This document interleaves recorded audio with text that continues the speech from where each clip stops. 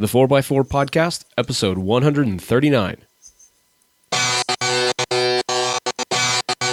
You're listening to the 4x4 Podcast, the podcast all about four-wheeling, overlanding, off-road racing, and the outdoor lifestyle. We talk about news, tips and tricks, answer your questions, and interview big and little names in the off-roading world. So whether your rig is busted and you're in the shop wrenching on it or on your way to the trail, join us and we'll keep you plugged in on topics to help you get away. Here's your host, Dan. Hello, everybody. This is Dan, your main host for the 4x4 Podcast, and really it's just me this time. We're trying to, turns out I have to redo the interview that we did with Frank. How you doing, Frank? Hey, I'm doing great. Good. So we got to meet you briefly during the Christmas gift guide with anticipation that we would do a better introduction when I played the interview that we recorded before. But I am apparently an idiot and a horrible digital housekeeper, and I lost the interview file. So here we are redoing our interview. So we'll just call that rehearsal number 1. All right. So just to lead into this, just can you give a little brief introduction of kind of your background in off-roading? And I know you're writing for a website now. Yeah, so my background in off-roading just started out super casually. I actually just grew up with my dad, and we had a CJ7 that we would, take on fire trails and stuff like that to go hunting. So I didn't really know, like, it was off-roading. It was just kind of like a standard then. So I'd always, been more prone, towards like the off-road culture and everything. After I got rid of my second vehicle and picked up a 2015 4Runner, got way more into it, a lot more, getting more into like the trips and the trails, and getting more out there and camping and everything like that, which led me to start writing for a website called trail4runner.com, which is primarily 5th gen 4Runner based. We do modifications, installations, and reviews of products out there on the market. And you can find that at trail4runner.com. Excellent. And kind of your background is you do a lot of photography. I'm always impressed by the photography that you put together. Thank you. So, and on this trip, you actually brought out the drone. So we got some drone footage, and it was really cool because I'd never really experienced off-roading. I've got a friend in Alaska who he brought his, I think the same drone out whenever we went out on snow machines, and just unbelievable footage there in the Alaskan wilderness and the landscape there, but seeing the desert through that bird's eye view is really cool. Yeah, it's very cool. It's a whole different perspective, and just of the whole desert and area, and just like the expanse of, it's nice to see like mountains and stuff like from a different higher perspective, but like in the desert, just to see like how small you really are on this flat plain, this dry lake bed of nothing. Oh yeah. Yeah, and it turns out it's pretty useful if you need to scout ahead and see, like, this trail kind of disappears. Do we want to waste a bunch of fuel trying to check it out? Or, try to creep through this gnarly obstacle? Or we can just kind of buzz over and take a bird's eye view and see what it looks like. So that was really cool. That was, it was super helpful to scout ahead without having to, or even get caught up in something too technical before it's too late. Next thing we need is a submarine drone so you can tell how deep the water is. For real, though. Yeah, which kind of leads us into why we're here sitting talking. We're talking about our Mojave Road adventure. And like I said, this was a good rehearsal. We've got it pretty well structured. What I failed to do, though, was look up the actual dates that we did this trip. But I believe it was back in September, right, when we did the Mojave Road? No, it was October. October. Man, I messed it up again. So early October. Yeah, it was October. It was around, I think, like the 18th through the 21st or 17th, somewhere around there. Yeah. So, and what I did is I put this out to the audience.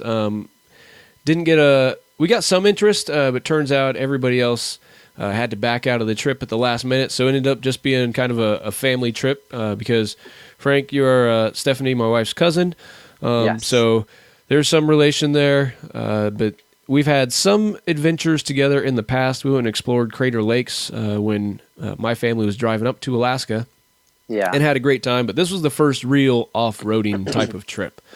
Yes. But to kind of share the plan with everybody else that I expected to come, I had put together kind of a here in my world we call it a con-op or a concept of the operation, and had kind of the map overview, the GPS file, and then kind of went through the structure of what is expected of the trip and what all you need to be prepared.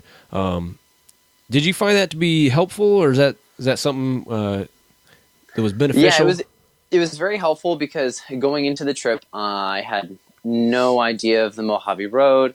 I've heard about people doing it, but like as for the whole overview from point A to point B, I was really going into it blindly. So having like a pre-typed up kind of like, this is what's happening by each day, this is kind of like where we're going, and even breaking it down as to far as like meals and stuff like that was some really great planning to just set up the whole trip with some consistency. Yeah, and it kind of laid out the distance that's got to be covered, so everybody can plan for the fuel requirements, how we're going to be talking to each other on the trail. So I really think that's something that if you're going to be planning a trip for a group of people, this is the kind of thing that would probably be pretty helpful. A lot of the plan was still just winging it. Yeah. However, knowing that, hey, these are the meals that we're going to do as groups. Here's the ones that you're going to have to plan on your own. Here's some planning requirements for water. I think I said that plan for 2 gallons of water per day with no refills along the trip because there's no services out there. Planning for a minimum of 139 miles of dirt, again, with no refill. We even went into some medical stuff. We both have, just regular first aid kits, nothing special. But then with our communications, going through what's available there, and then I had my InReach. So if we had a real, honest to goodness medical emergency, we could, hit that SOS button and call in the cavalry, come and save us. So I think that's something that somebody should go ahead and plan to look at. And if you're interested, if anybody listening to this is interested in kind of the format for that, I can kind of give you the structure of it. I think in the future I'm going to switch this around so it fits on a single page. Instead, I think I had it in just like a memorandum or letter type format, and it stretched out over 3 pages, which is kind of cumbersome if you're on the trail trying to deal with that. But I think that was something that I'm definitely going to try and use in future group events. And if anybody's planning a trip again, that's something to take a look at. But in terms of the detailed planning for this, I actually had a copy of the Mojave Road guidebook written by Dennis Casebier, and the copy that I had originally was given to me by somebody that I had run into when I was down in Mexico for the Baja 1000. He sent it to me in the mail because, whenever you bump into somebody in a random place, you just start talking about bucket list type things, I guess. Yeah. I don't know how that actually came up, but he was on the team that helped author this Mojave Road guidebook. So it was really cool to have that copy. However, when it came time to actually plan the trip, I couldn't find it because, I'd got that copy in 2014 and had moved 3 times since then. But the best way to find something is to buy a second thing of it. So as soon as I ordered a new copy, my wife, the finder of all things, like pretty much every wife, I imagine, she discovered the second copy, which turned out to work well. Yeah, it worked really well, having 2 copies and 2 vehicles. Yeah. So that was easy. I put my oldest daughter, I think she was your co-driver for a large portion of the trip. She also didn't want to be smushed into the back seat of the Ram truck. So she had some room to spread out, and also the second copy of the guidebook. This is an excellent resource. So if anybody's planning on doing the Mojave Road, I highly recommend that you pick up the Mojave Road guidebook. There's 2 different packages, and I'll have a link to it in the show notes. The one that I got was $36.95, and it comes with the spiral-bound softback, or not a hardback book. But then you also get one of those like nice laminated or waterproof paper maps that you can kind of spread out and see the whole thing. I don't know that we really referenced that a whole lot. No, I don't even remember even using that once. Yeah, but it is a kind of nice thing. Maybe I'll put it up here in the podcast studio and decorate it with, adventure paraphernalia. So maybe go for the cheaper version. I think it's about $25 for just the book. And it does have all the GPS information to accompany the entire book, which details the entire road running from east to west, which was not as helpful as we had hoped, as we were running it west to east. Which, trying to follow a guidebook in the opposite direction it's not just as simple as, flip the book over and read it backwards. Because you still have to read it, left to right, top to bottom, but then flip the pages backwards and trying to recount steps like that. So yeah, and trying to guess like where you are in reference, because you had to predict like what was upcoming. Because going in reverse, you had to predict like what was upcoming. Yeah, instead of just being like, oh, well, the next one is going to be such and such. Yeah, and it does have almost like a mile by mile account of the entire road.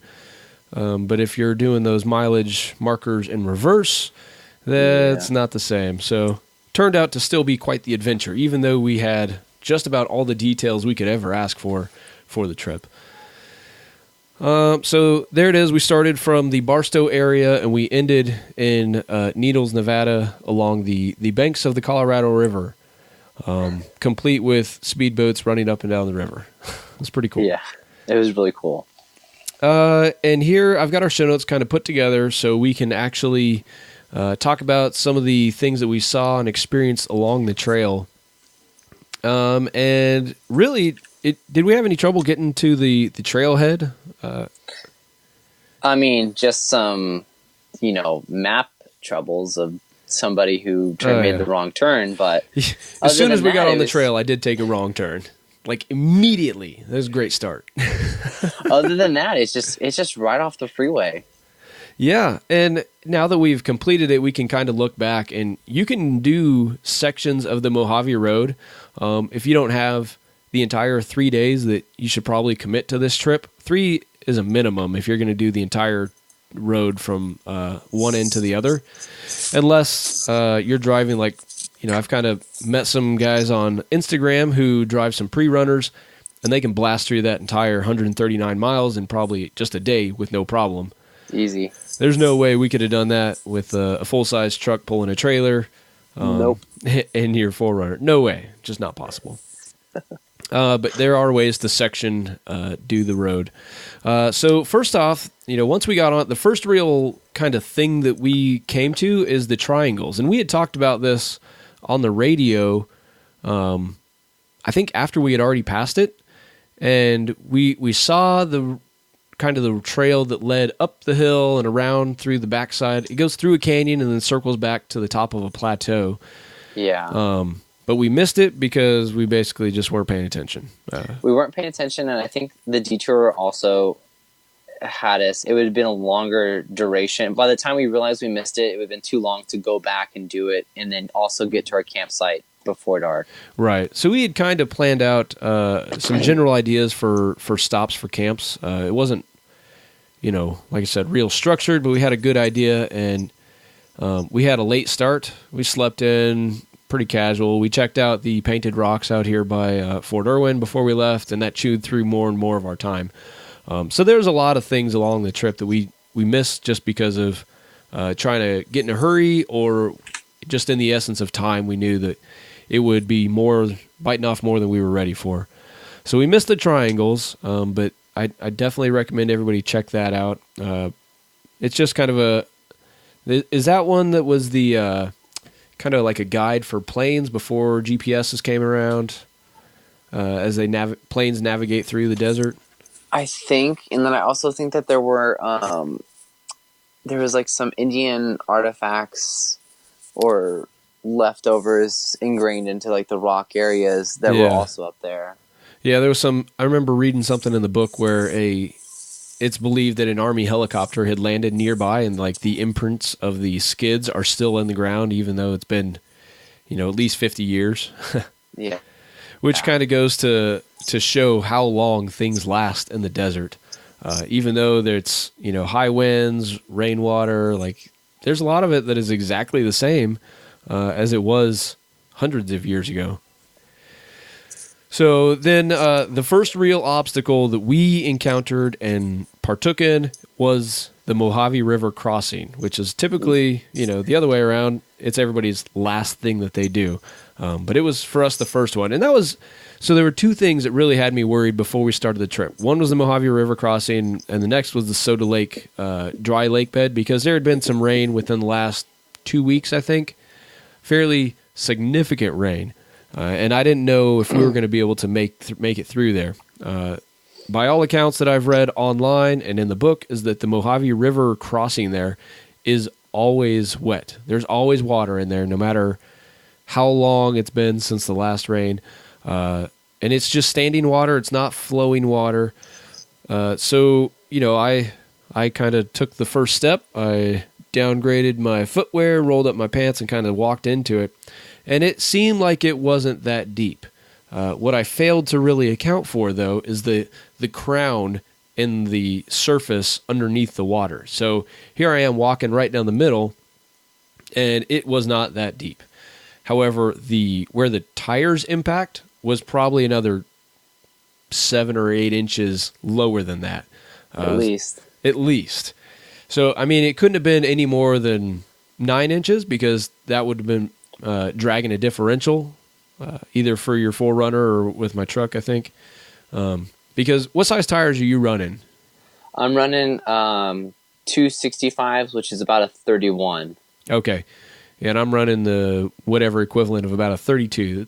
The regular stock size tires, but we were both running BFG KO2s, which is important to note, as we'll discuss later on in the show. The only tires that were on the trip that were not KO2s were the tires on my trailer, which were also, I think they're 32s, and they were tires that came off of my old Yukon XL. And that was back when I was planning on using that Yukon to pull the trailer up to Alaska, and had matching tires and tread wheel lug nut patterns and everything, but story for another time. Anyways, so those tires, no issues. KO2s, we'll talk about later. And then that water, I was the first to go through there, and I, with the adjustable ride height, the air ride suspension in the truck, I went ahead and bumped it up to the highest level, the off-road level 2, and just anticipation of worst case scenario. And it got pretty deep. I thought it was about 30 inches, and then after going back and looking at the pictures, the high water mark was definitely right at the top of the tire. So it was every bit of 32 inches deep. Yeah. And it came well above the bottom of the door sill. So there was a little bit of water intrusion, and what I've kind of discovered is that it came up through the actual floor pan, because the Ram trucks, they've got these little cargo cubbies underneath the floor, so it sits flush with the floorboard and then drops down another 12 inches, I guess. But that seal around there is not a completely waterproof seal between that cubby. So there was a little bit of water in there, as I discovered, but you sit a little bit lower than the truck and had a lot more water. I sit a little bit lower, even though I'm on a 3-inch lift. I still had, that water was easily to my tires, easily up to my, over my door sills on the bottom, and everything seemed like super fine going through, just chugging along, taking it nice and easy. But when I came out, I got out of the vehicle, and then I noticed as soon as I opened my door, some water just kind of like rushed out the side, and I just thought, oh my gosh, like water just entered. I opened my rear passenger door, and lifted up my mats, and I found that it came up from the bottom. And the only guess that I can have is those rubber, those kind of like rubber grommet plugs. Yeah. I'm guessing there was enough water pressure that it actually pushed one up and just, came right up from underneath. And then it was like a sizable amount. I would say, like, if comparatively speaking, like if you had like a 1 gallon bucket that just dumped in your vehicle. Yeah. Worth of water. And like I said, this was not moving water. This was stagnant water. So it smelled just fantastic. It was disgusting. It was so murky that, like, once I stepped in, your toes disappear immediately. So that was pretty gross. I do not recommend that.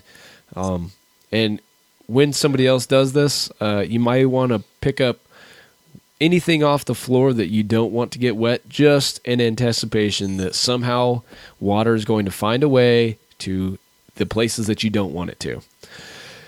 But we made it through. The only real casualty was the drone didn't catch all the footage, as we were both kind of learning how to work that thing. So, there's a little bit of evidence that you crossed through. A little bit. Yeah. I think you got some pictures too. Yeah, I definitely got some pictures there.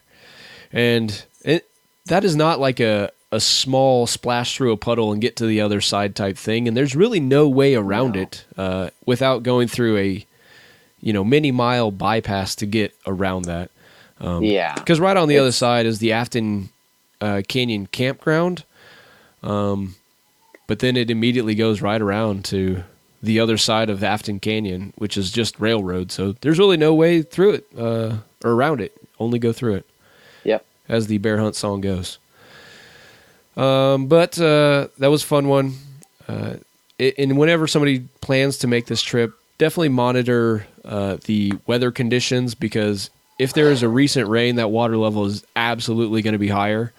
And any higher than 30 inches, it's going to be pretty sketchy getting through there.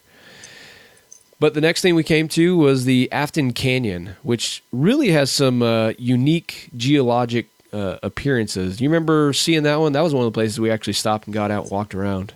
Yeah, it was pretty magnificent. It was almost like, because it's like that very sandy stone, and you can tell just how much water's ran through it over time, and it's just carved out this like little chasm, and it's really cool. Yeah, and I wouldn't even say little. Like from the top of the of that to the bottom was at least 60 feet.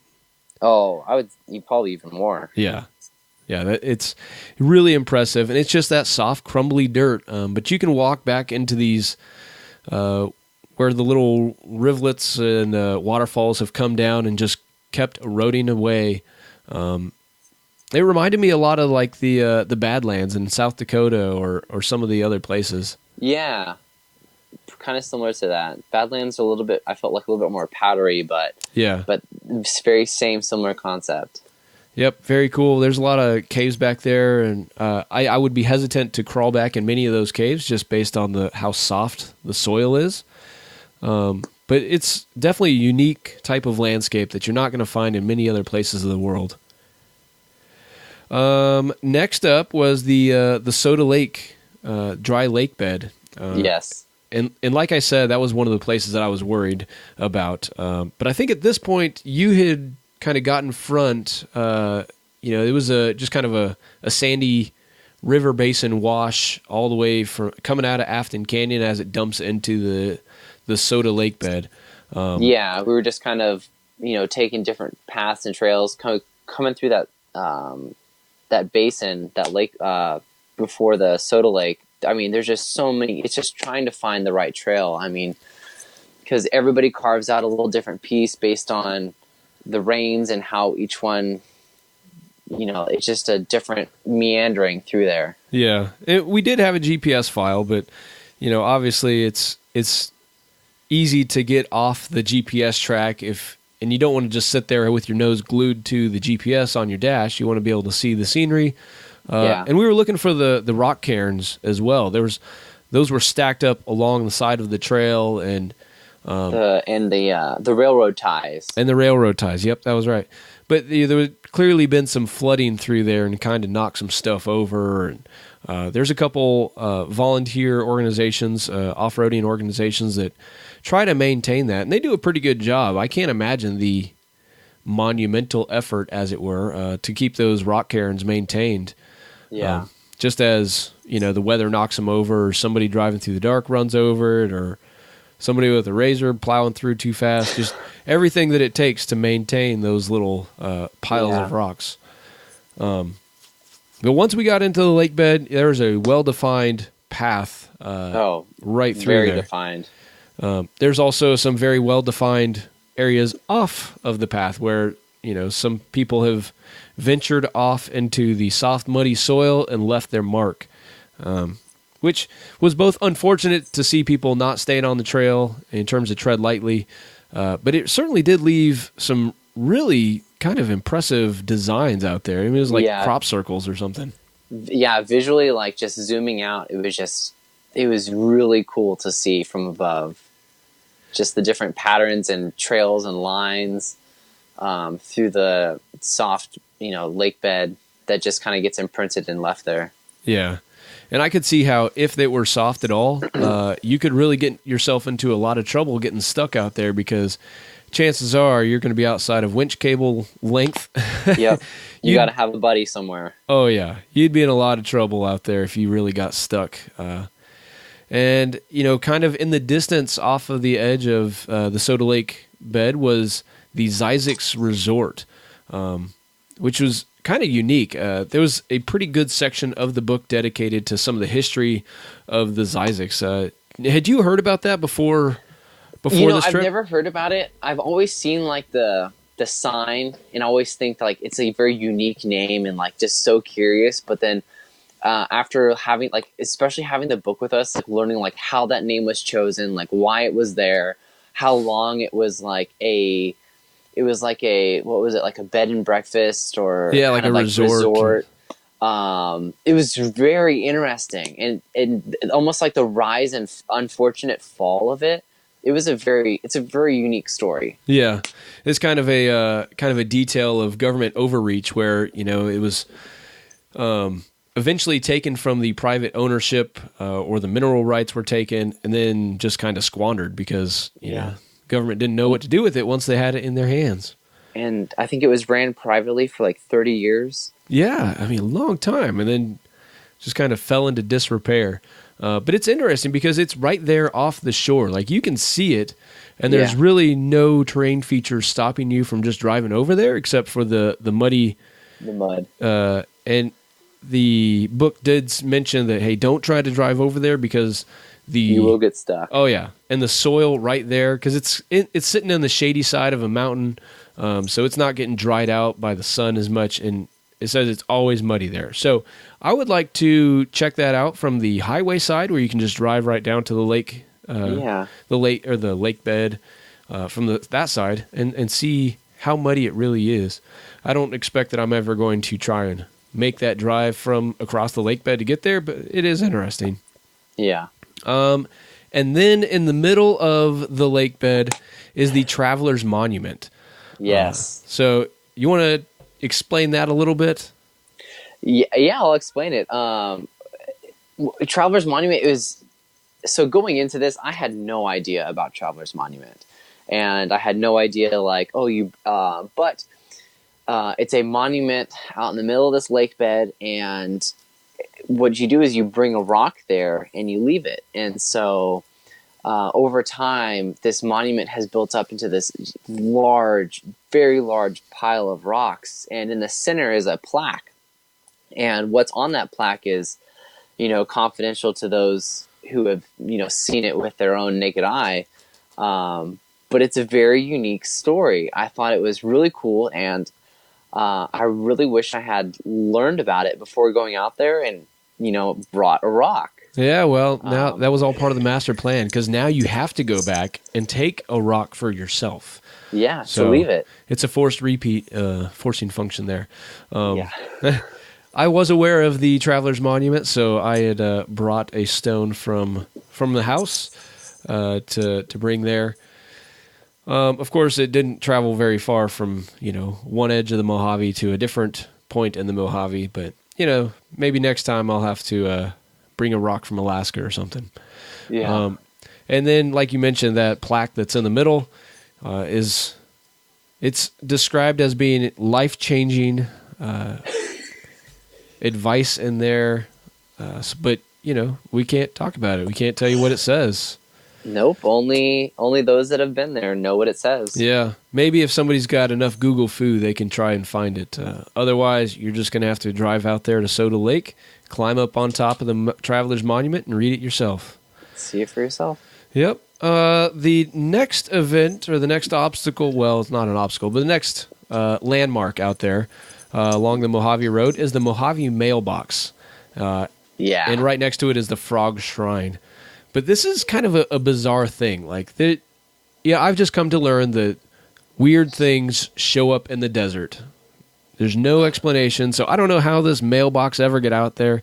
It's obviously not ever been a post office or anything like that, but somebody has erected a metal box with a lid and a logbook, and people just, slap stickers up there and sign the logbook, say where they've been, who all's with their group, and just kind of document the history of everybody coming through there. And I'm curious as to where these logbooks go, because it fills up fast. In the beginning of the logbook, I checked it too. The beginning of the logbook, it says that there is a Friends of the Mojave Foundation, and the logbook that we signed. So we were in there in October, I think was replaced it was only a couple months old. They replace it every so often, and they actually take it back and read through all the accounts and kind of keep a log of how many people are going through the Mojave. So it's a neat way to account for how that trail is used and how many people actually venture out and do the trail. But I would have to go back through my pictures because I think I took a picture of that first opening page. But all of that data is recorded and taken home and used for the purpose of,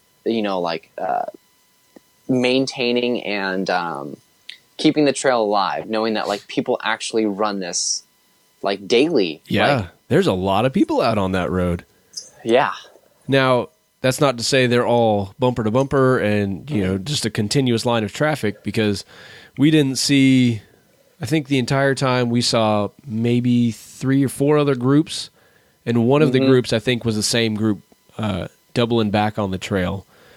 But one of the, it's funny because I follow on Instagram, you can look up specific hashtags, and I had looked up and started following the Mojave Road hashtag. And one of the posts that popped up in my feed was from the account Desert Chief. And as soon as I saw the picture, I said, you know what? I recognize that truck. It turns out, like I said, it's Desert Chief, and it's Matt. I'm going to butcher your name, Matt. Moghedam. And he is an editor over at Driving Line. So he is a well-connected guy in the off-road space, and actually was part of, looks like the testers for the Jeep truck and the JL. We probably passed each other in Alaska as he was driving up there in one of the new JLs long before it was released to the public. But it was interesting. So, if another recommendation, I guess, is if you're going to go check out a new area, look it up on Instagram, see kind of what it looks like and who else has been out there. And it's a good way to kind of connect to people and get a little intel on what's going on. And then stay reconnected, because this guy is kind of local to Southern California, and he's out there on the Mojave Road often. So I can kind of get some real-time updates by following that hashtag for Mojave Road. But then going back to the mailbox and the frog shrine, I don't know how that ever got started, but there was hundreds, if not thousand, little frog statues just kind of piled up in next to a rock. It's certainly grown now. Now there's a Jeep monument, which seems appropriate for the Mojave Road, and people are just putting their little Matchbox or toy Jeeps all over the rocks out there. Little gnome tree. Yeah, the gnomes, and somebody was starting I don't know, it's kind of a weird way to start a Barbie tree, but... Yeah, the Barbie one, it's kind of weird. I don't know if that was just a slip knot or a noose around those Barbie dolls, but they were definitely hanging out, literally. But it was interesting to see that. Let's see. Going along, we saw the Marl Spring. This is... We just kind of drove past this one, but apparently this water is... You can filter it and drink it and everything and take it along with you. But fortunately, we didn't have to worry about that. We were not doing any water purification on our trip because we planned accordingly. Yeah. Was that the one by the cows? No. So that was government holes.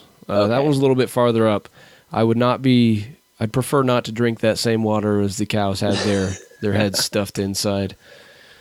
But after Marl Spring was the Mojave camp, and that's where we saw there were a bunch of people parked over there. That campsite was full up, and it was early in the day anyway, so we weren't looking for a campsite. You know what? We should back up. So the first night that we camped was just after we crossed the Soda Lake bed. Yes. And it was, as the sun was going down, you got some great pictures. I suck at photography, so I didn't get anything. Beautiful out on that lake bed. Yeah. We spent the entire golden hour on the lake bed hanging out at the Traveler's Monument, and then we pulled into camp, and it essentially got dark real fast. The one thing that we did notice as we were coming off the lake bed, though, is that you were starting to lose some air pressure in a tire. Yeah, I was losing air pressure. I mean, especially coming on the lake bed, you're driving spiritedly, and I start hearing that thump, thump, thump, thump, thump, and unfortunately, it's the losing air pressure in the rear tire. Yeah. So, but once we got it, it held enough pressure to get into camp. It's not like you were rolling on the rim yet. But the priority, once we got into camp, was get things set up, get dinner cooked. So we really didn't mess with your tire at all that night. We just kind of let it do its thing overnight until morning when it was completely flat. Deflated. Yeah. Do you want to talk about kind of our experience there with that flat tire? Yeah, so we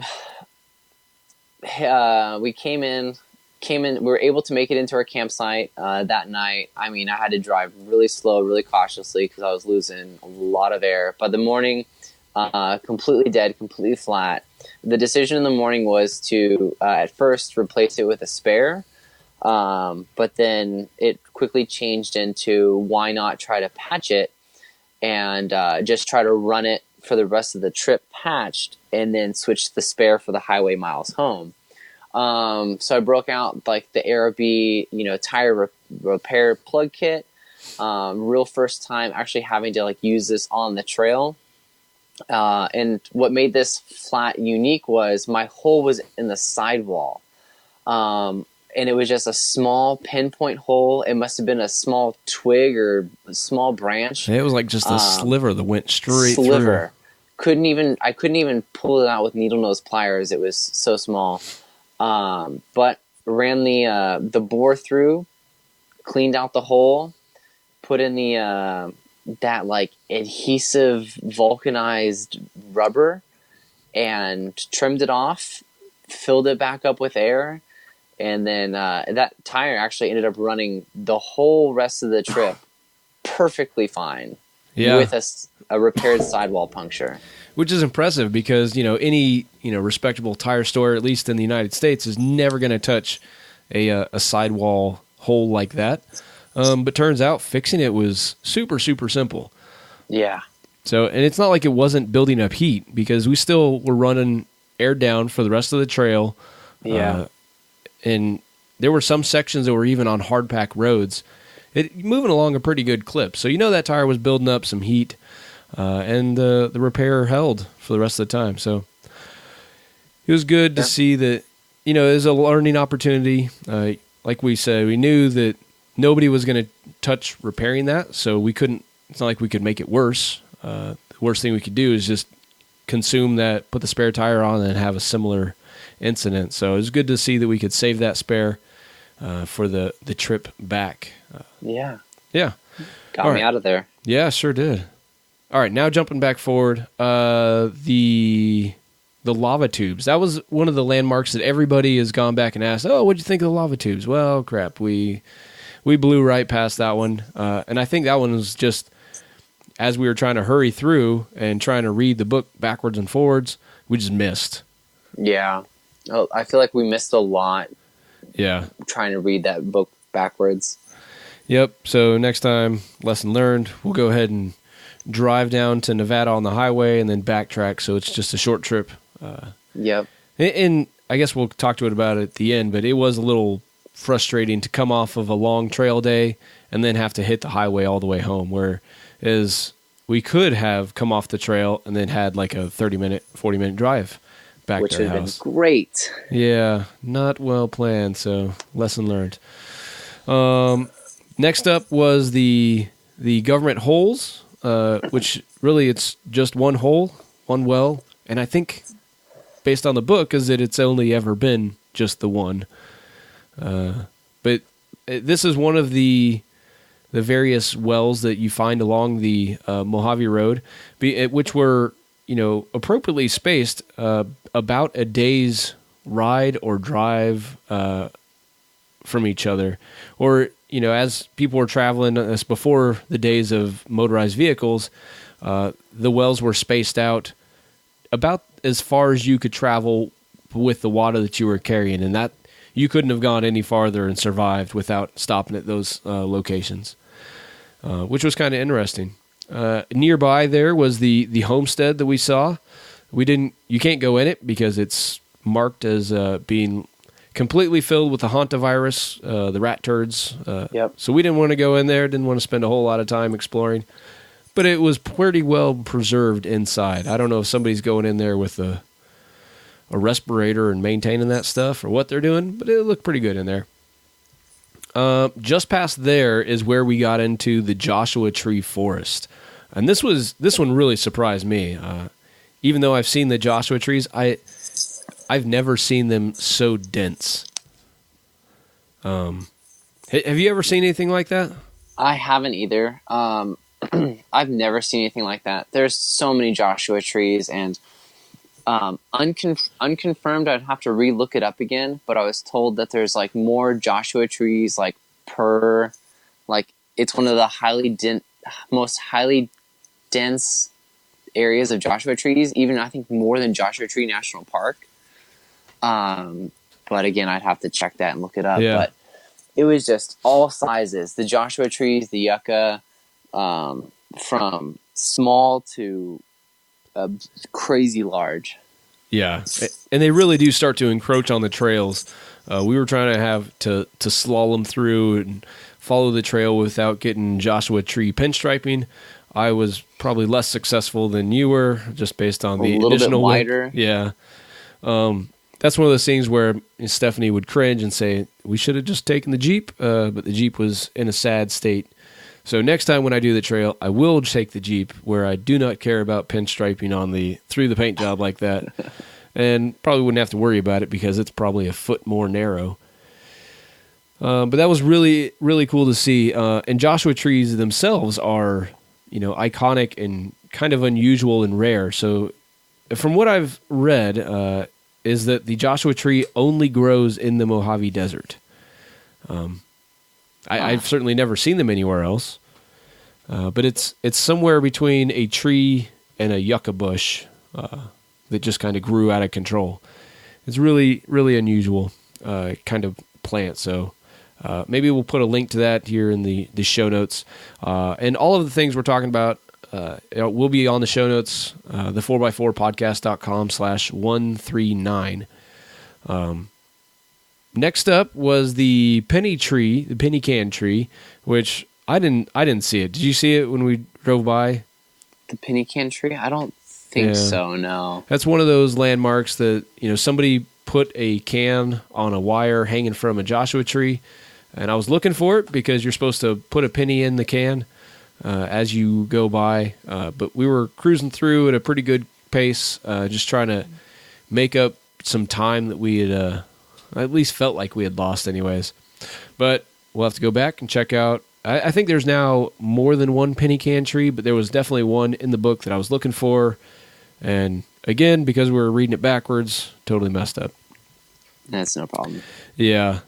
So the next real obstacle that we came to was the Watson Wash. Usually it's referred to as the drop-in, but for us it was a hill climb and coming up out of that wash. So we kind of knew it was coming. That was one area where we took a wrong turn and went down the wash and realized there's no way to get out of this. It's just going to go forever. So we had to double back. Yeah, when you're stuck in that wash and those brushes are like 5 feet high, yeah, it's hard to see the trail. Kind of get a little bit lost. I was surprised how much we got lost, and that was where the drone really came in handy. It was to we drove all the way down that wash, got a little bit mixed up, and then I was able to kind of spec back out where we should get back on. Yeah. So once we figured it out, even then, we turned around at separate points in the wash and got kind of split between us where we couldn't see each other, but we had the GPS track, and I think we both arrived at the same conclusion at about the same time, but there was just some distance between us. So I found the Watson Wash hill climb first, and as soon as I pulled up to the base of it, realized that doing this in a stock Ram 1500 pulling a trailer was probably not a smart thing to do, just based on how rutted out it is. It's kind of that stair step off camber hill climb. Yeah. I probably could have done it without the trailer. It would have taken some left foot braking to engage the limited slip in the truck. So I backed up, kind of got out of the way, and spotted you through there. So what did you expect, and kind of where did that hill climb range in terms of your other off-roading experiences? Going into it, walking that hill climb, some of those ruts were actually pretty deep and pretty off camber. I was kind of iffy about it, but I would say, man, in terms of trails that I've done, it was kind of a little bit spooked me, but having Stephanie was spotting me, and after walking it didn't really seem that as daunting as I thought it would. Yeah. So I just pulled up in 4 low, and then I don't have an electronic locker, but I do have Forerunner's A-Track, which engages, using the alternative braking to really help engage wheels and stuff. Breezed right through it. Yeah, it was surprising. It just crawled right up. Yep. And then it was a piece of cake, Yep, that was definitely surprising to see. And a lot of it was picking the right line to where you don't have the tires necessarily just going through the deepest part of the ruts. You can kind of skirt those to one side or the other so you can kind of keep your tires in contact a little bit better. But the A-Track system definitely worked well. I don't think you had it engaged as we first started, but then as soon as you turn that on, it definitely just climbed right through. It just climbs right through. And then it's crazy how you can look at something and think, well, I don't know if I can make that, but I think our vehicles are a lot more capable than we really give them credit for. Oh, absolutely. The challenge then is if something had gone a little bit sideways, if you'd, instead of going straight up, if you had gone off to one side or the other and you start feeling, that's when it would have gotten really tippy. Yeah. But, Stephanie is a great spotter. She's been spotting me for a number of years. It's a little different, though, spotting a different vehicle because you're not quite sure how it's going to react, how much down travel something has, how far up in the wheel well can a tire stuff before it starts pushing the rest of the vehicle up. And in hindsight, I think that hill climb would have probably been more difficult driving down. Because keeping a momentum, not braking, or you know what I mean? Yeah. Everybody's tendency is as soon as it starts to get light or feel kind of sketchy is to stab the brakes. Yeah. And you want to avoid that because then it does really unload the suspension and put that tail over nose kind of feeling. Whereas you don't have that same tendency when you're climbing up. No, it was just a nice, easy climb back up. Yeah. Well, so after that, we drove past where there's an old school bus that used to be there, and we saw exactly the empty spot on the side of the trail where it used to be. Saw it on the GPS file, but that bus is long gone, so we didn't get to see that relic of the desert. And then after that, we came to the detour around the flooded area, and this was kind of a frustrating thing. We definitely took a detour off the detour and got way off where we were supposed to go. Yeah. Yeah, that one took us. Go ahead. Yeah, I was gonna say, looking back on that, because the detour through the wash, because it's advised to not go just because of how the trail has just been washed out. So we took a detour line through. It must have been. It looks like motorcycles had only traveled that way. Oh yeah, yeah. There were not many four-wheeled vehicles, at least tracks going through there. No, and I mean the amount of times you had to get out and cut. Oh my gosh. Yeah, so I did not bring my chainsaw with me on this trip because I really didn't expect to need it. So instead I used my splitting axe, not even a chopping axe, a splitting axe to try and clear the brush in those, was it the cat's claw bushes? I don't know. Man, that crap is miserable. It was rough. It cut you a couple times. I saw did. that. You know, the real frustrating thing was one of those thorns, like, just caught me just right, and my fault. I should have put some daggum gloves on, but one of those thorns, like, went right under my fingernail, and it was almost a week until that thing came out. God. Oh, but definitely, you know, wear some gloves when you're trying to clear that crap out of the way, and even then, expect to get some scratches. Cat's claw, it's awful. But once we got around there, it was pretty easy, just kind of service roads for the power lines or the AT&T antennas or whatever. AT&T roads, we were flying, and then we ended up missing. There was another part. Fort Piute. That's what it was. Yep. We missed that because we were just cruising. I mean, after going constant stops, barely moving. I mean, it took us at least 2 to 3 hours. It felt like 2 to 3 hours to get out of that detour. Yep. So at that point, I think we were just frustrated and ready to put some distance. And we were also starting to look at, hey, how long is it going to take us to finish this trail and then make the 3-hour drive down the highway back? Knowing that we still had to change your tire, which really doesn't take that long, but it was just another thing that we had to do. And so we just cruised through there all the way through the Piute River basin, and basically that was the end of the trip. We crawled up across the highway into Needles along the base or the edge of the Colorado River. And here's where the real kind of frustration started. Oh man. So we're done with the trip, start getting ready to air back up. And just as I was pulling up onto that it's just a dirt road, I noticed that the tire pressure sensor said that the front driver's side tire was at 2 PSI, whereas the others I'd aired down to 25. So that tire was obviously losing air somehow.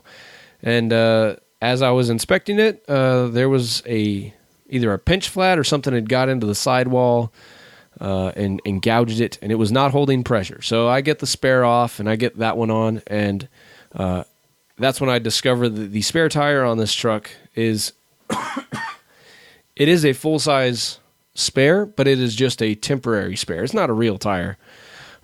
So I'm glad that I didn't have to use that on the actual Mojave Road because there's no way that thing would have survived. Nope, it looked so thin. Oh yeah, the tread section was pretty narrow and it just has very limited tread. So you know when your tire gets down to the wear bars, that's basically all the tread that it had, and it was brand new tire.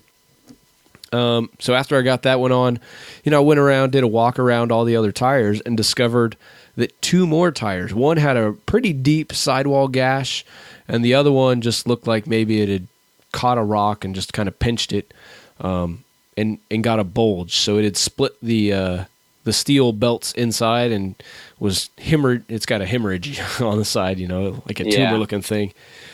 So, 3 out of the 4 tires on my truck were completely in need of being replaced. One for sure because it wouldn't hold air at all, and the other 2 were just highly suspect. And then yours, obviously, we had the tire failure on day 1. Yeah, so with that count, that brought us. We ran this with 8 KO2s and half 4 had damages. So half, all to the sidewall. So that was pretty frustrating. The KO2s are pretty popular tires, though, and the Ram truck is pretty ubiquitous across the United States. It's a very popular truck.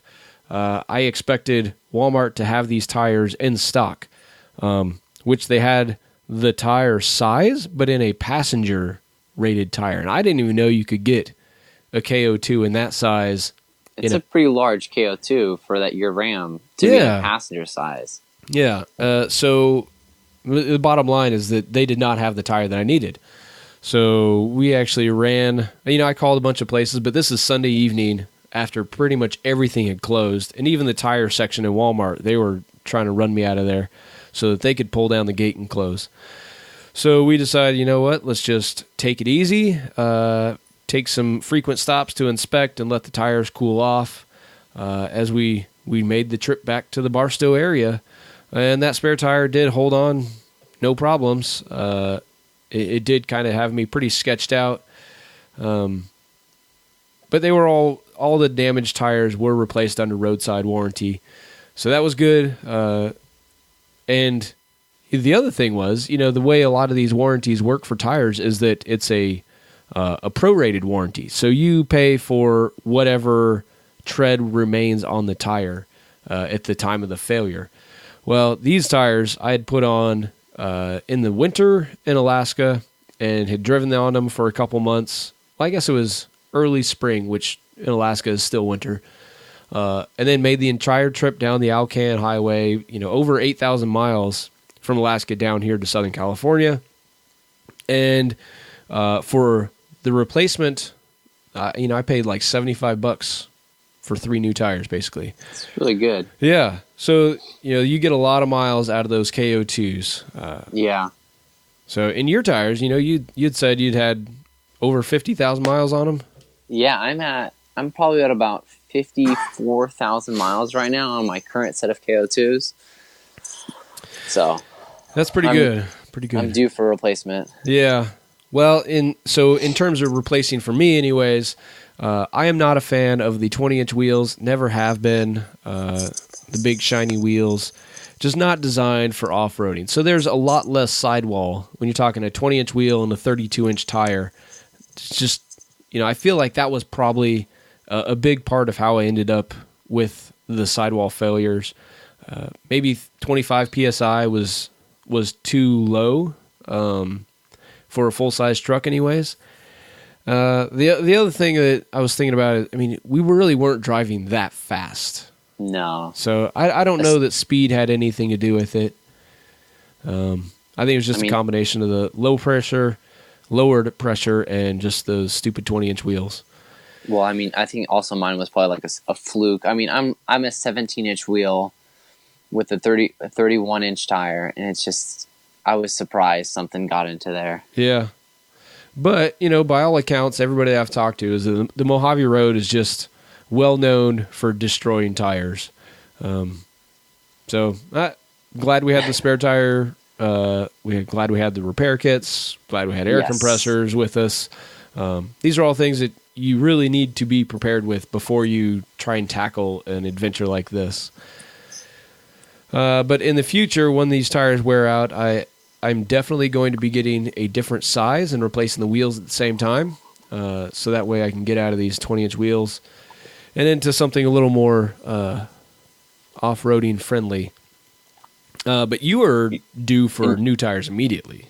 Yeah, I'm due for new tires immediately. And you're still thinking about going with the same set of KO2s, right? Well, I'm not sure. I've been a big fan of the KO2s. I haven't had any issues with them until this point. But 3 out of 4 tires failing on a single trip, that's kind of a big issue. So Yeah.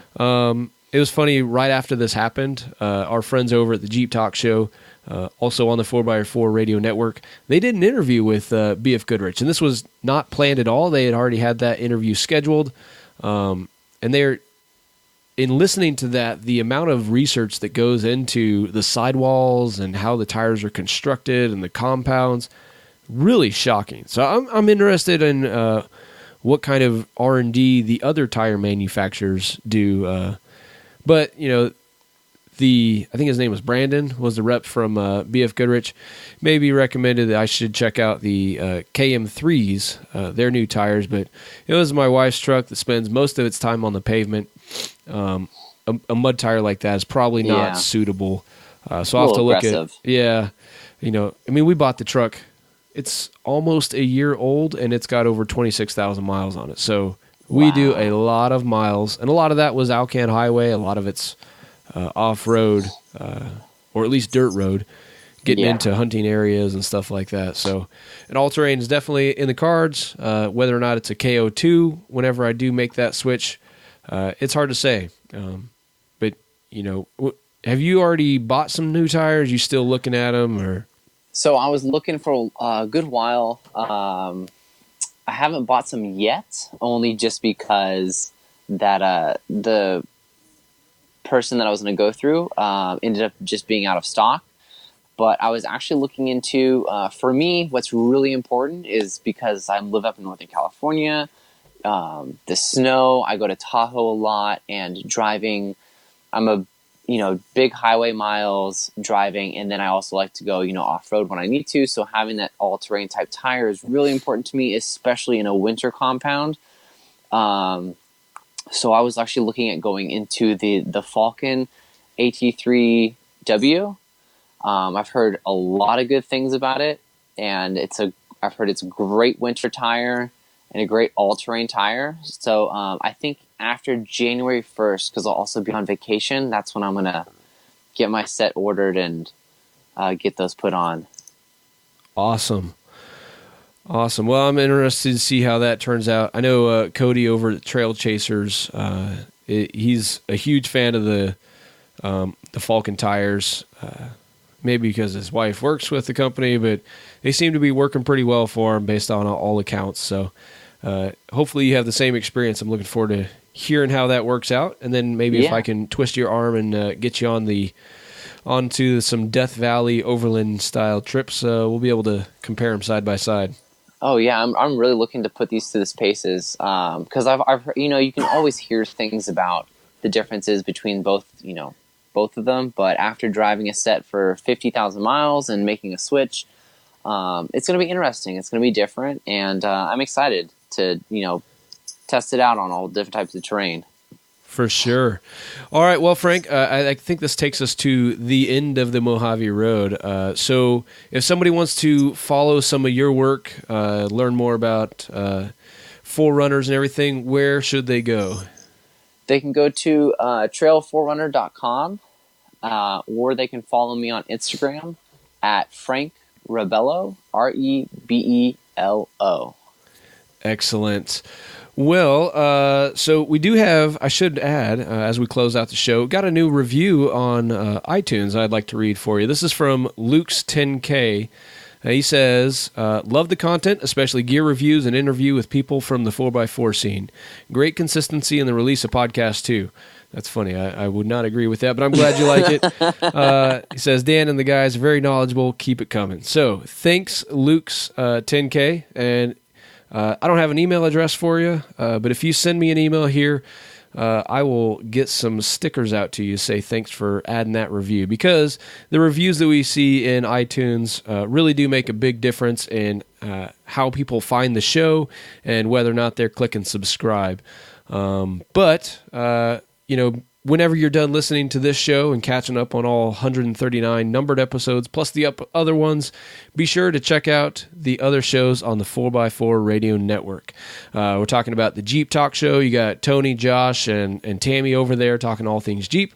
We've got John and Harold over at the Center Steer Podcast talking all things Land Rover. And center steer, if you don't know, is the very first Land Rover was designed like a tractor where you sit in the middle and steer the thing. And Land Rover immediately realized that was a horrible idea and switched to a right-hand drive. But that's where the center steer name comes from. We've got Cody and Matt over at the Trail Chasers, and now we've got On the Trail with Kevin and Scott talking all the off-roading in Florida. Go figure. But Kevin and Scott are great guys, put together, very knowledgeable. They really kind of geek out on a lot of different things. So be sure to check them out over on the 4x4 Radio Network. And like I said, if you want to email us, that's the 4x4 podcast at yahoo.com. On Facebook and Instagram and Twitter, we are at the 4x4 podcast. And you can leave us a voicemail and hear your voice. We'll answer your questions or whatever it is. 719-924-5337. You can put it in your speed dial and drunk dial us or butt dial us or whatever you want to do. It's going to be great.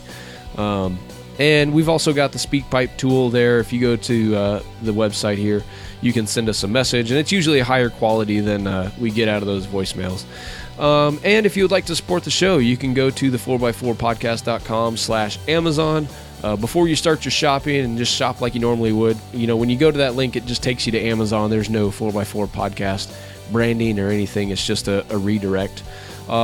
But we also have some merchandise up on Amazon there. So if you go to 4x4podcast.com/swag, SWAG, like the Australian tent, you can find t-shirts and hoodies and even a pop socket, whatever the crap that is.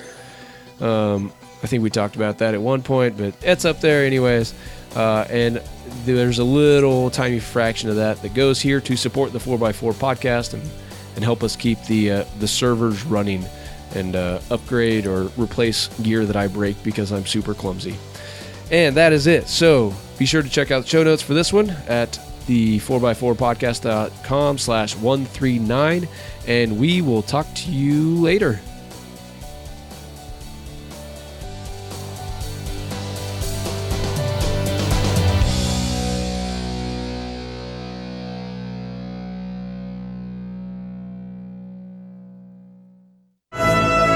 The 4x4 Radio Network.